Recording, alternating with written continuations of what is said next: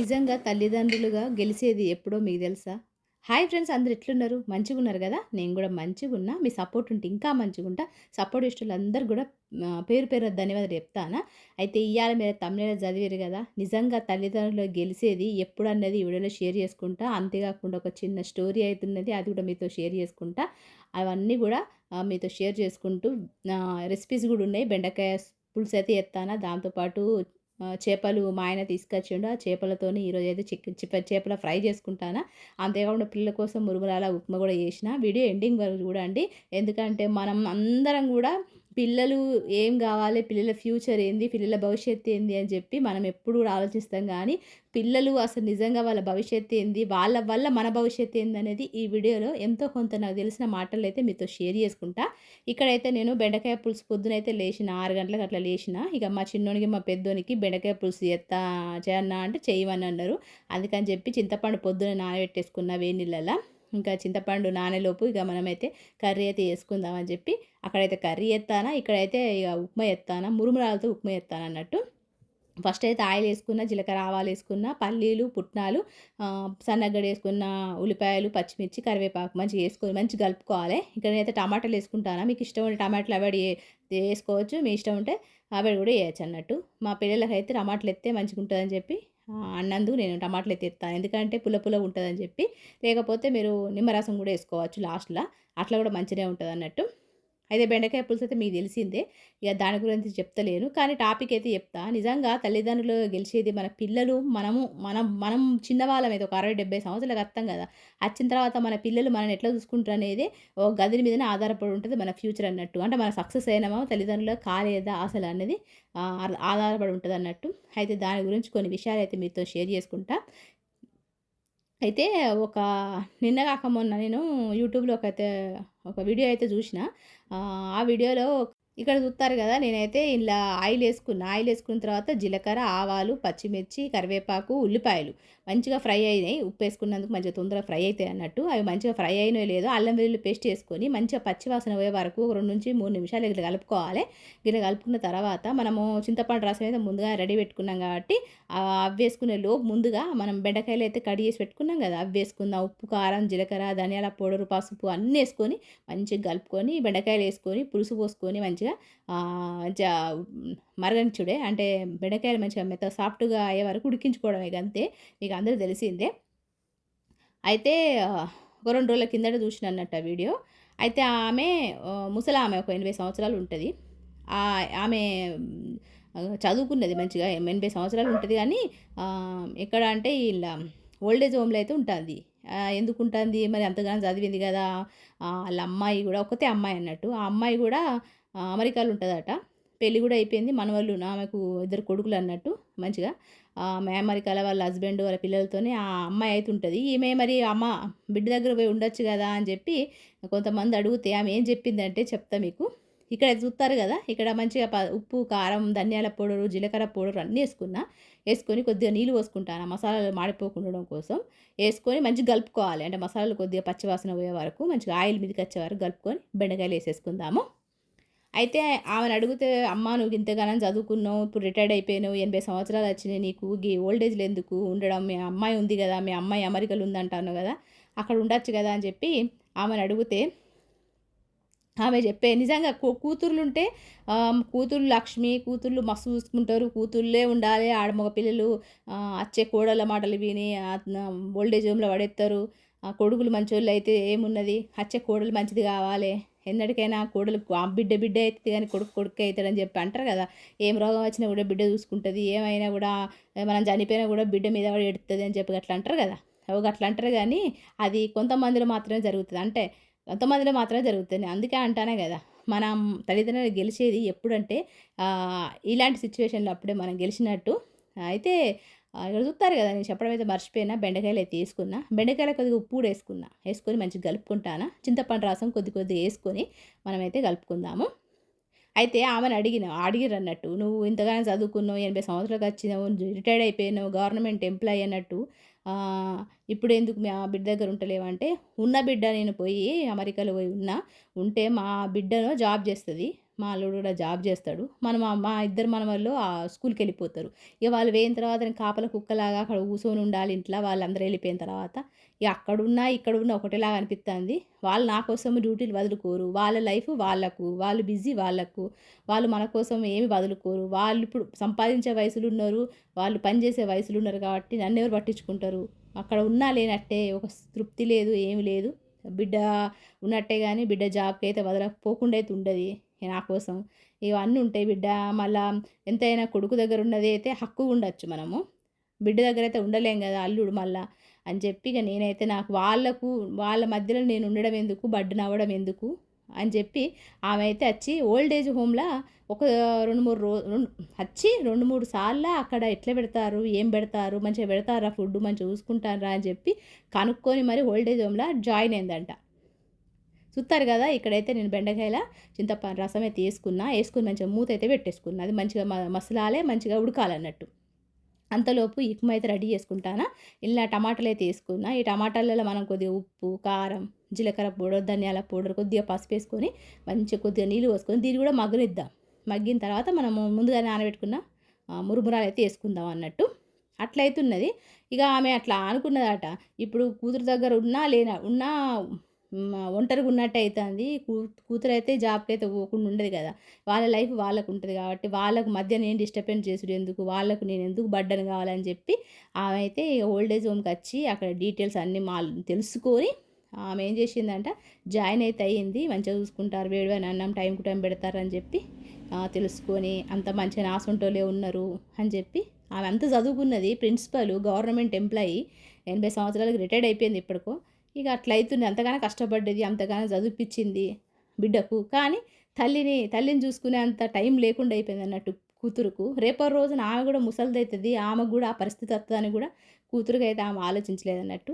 సరే మమ్మీ నీకెక్కడ నచ్చితే అక్కడ ఉండు అని చెప్పి అనేసరికి ఈమె గూడా మీకు భారంగా ఎందుకుండాలని చెప్పి ఈమె ఓల్డ్ ఏజ్ హోమ్‌లో అయితే జాయిన్ అయిపోయింది.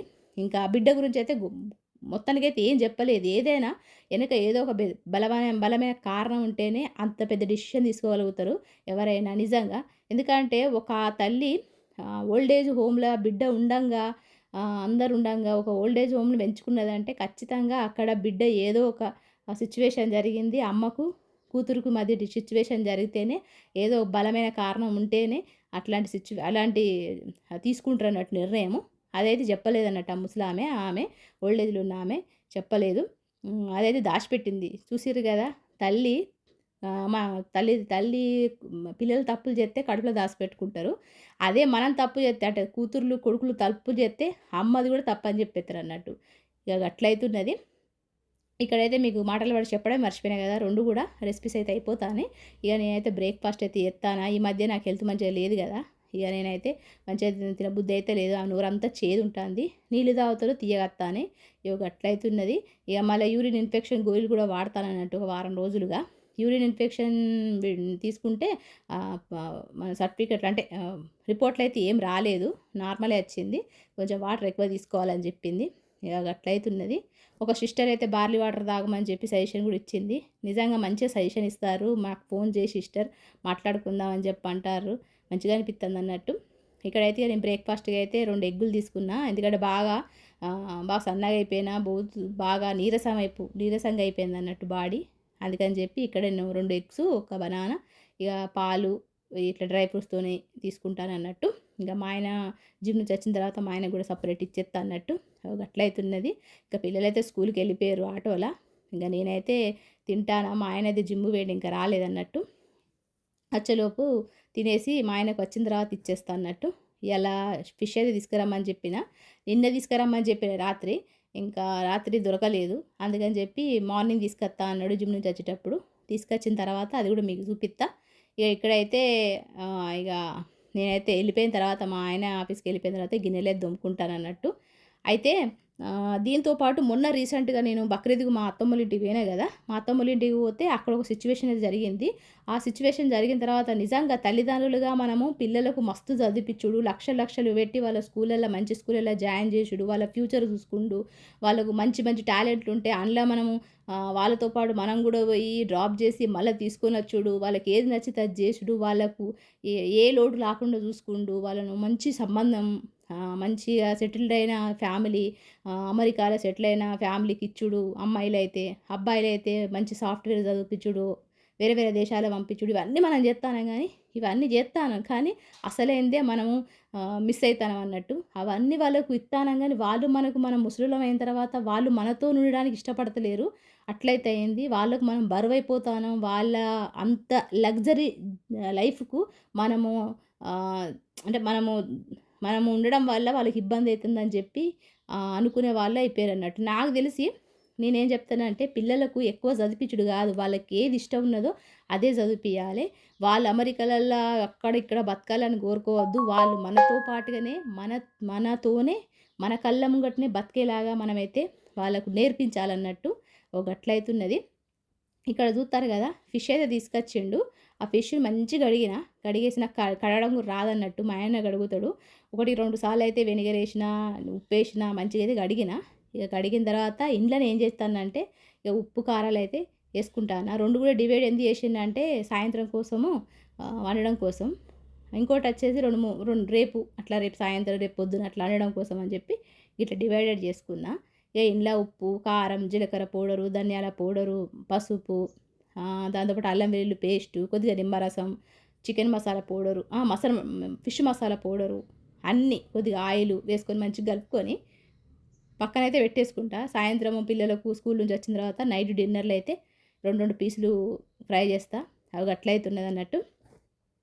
అయితే నేను మొన్న మా అత్తమ్మ వాళ్ళ ఇంటికి పోయినాను చెప్పినా కదా బక్రీద్‌ల. అయితే ఒక మా అత్తమ్మ వాళ్ళకు ఇంటి పక్కనే ఉంటారన్నట్టు. అంటే మా అత్తమ్మ వాళ్ళతోని జాబ్ చేసిన అతనన్నట్టు. అంటే వాళ్ళ ఏజ్ వాళ్ళన్నట్టు. ఒకటి 60 సంవత్సరాలు వరకు వాళ్ళు కలిసున్నారన్నట్టు ఒకటే దగ్గర. అయితే వాళ్ళు ఆ అత్తమ్మ, మామయ్య, మా అత్తమ్మ, మామయ్యకి ఏజ్ దగ్గరన్నట్టు 65, 66 ఇయర్స్ ఉన్న వాళ్ళన్నట్టు. ఆమెకి ఇంటి పక్కన ఉండేటోళ్ళన్నట్టు. మా అత్తయ్య వాళ్ళ ఇంటి పక్కన. ఆళ్ళకి ముగ్గురు, ఇద్దరు కొడుకులు, ఒక బిడ్డ అన్నట్టు. ఇక మా అత్తమామలకు నలుగురు కొడుకులు గదా! ఈ నలుగురు కొడుకులల్లా ఈ నలుగురు కొడుకు అంటే మా మామయ్య వాళ్ళ నలుగురు కొడుకులు గూడా వాళ్ళని చదువుపియలేదు. చదువుకోలేదంట. చదివిపించినా గూడా వాళ్ళు చదువుకోలేదంట. మా ఆయన గాని, మా ఆయన వాళ్ళ అన్నదమ్ములు గాని చదువుకోలేదు. వాళ్ళు ఏదో ఒకటి నేర్చుకునేటోళ్ళు. ఏదో ఒక జాబ్ చేసుకుంటా బతికేటోళ్ళన్నట్టు. షాపులల్లా అట్లా జాబ్ చేసుకుంటూ ఉండేటోళ్ళన్నట్టు. అయితే వీళ్ళు అప్పుడు ఇంటి పక్కనే ఉండేటోళ్ళు గదా! ఆళ్ళిద్దరు కొడుకులు మస్తు చదివేటోళ్ళన్నట్టు.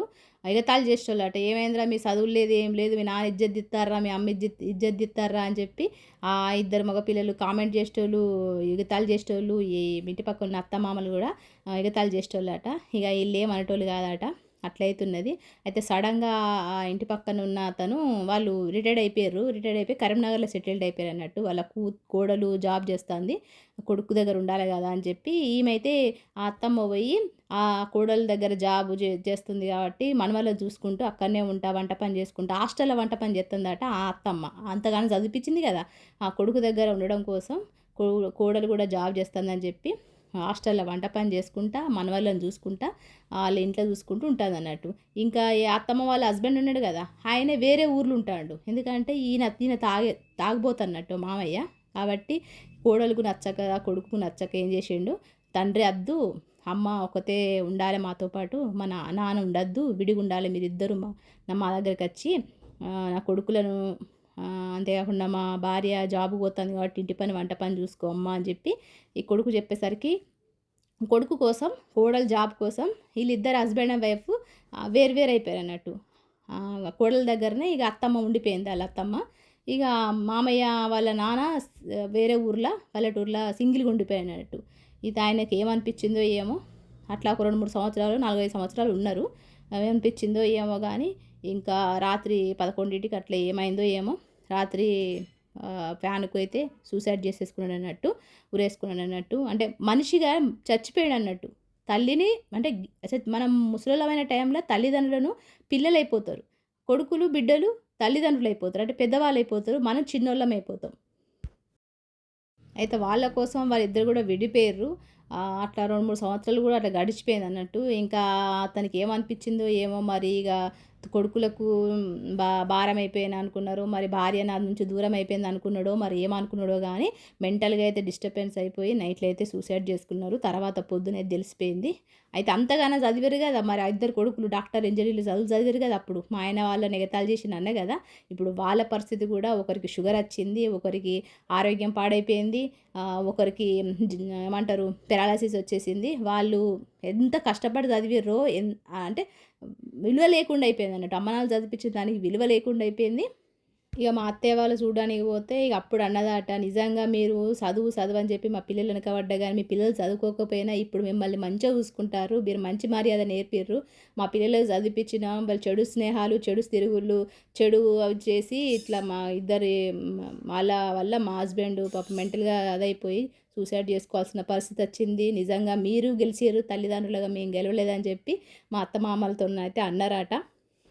అయితే నిజంగా గెలిచింది చదివిపిచ్చింది పెద్ద పెద్ద చదువులు చదివిపిచ్చుడు కాదు, అమెరికా పంపుడు కాదు. మన పిల్లలకు మంచి మర్యాద నేర్పాలే, తల్లిదండ్రులతోని ఎవరితోని ఎట్లుండాలనేది అది నేర్పాలే అసలు ముఖ్యం. అయితే వీడియో మీకు నచ్చిందనుకుంటా. నచ్చితే ఒక లైక్ ఇయ్యండి. ఇంకా క్లియర్‌గా అయితే చెప్పలేదు. రేపటి వీడియోలో గానీ, ఎల్లుండి వీడియోలో గానీ చెప్తా. ఇంకా అంతవరకు ఉంటా మరి. నమస్తే. సెలవు.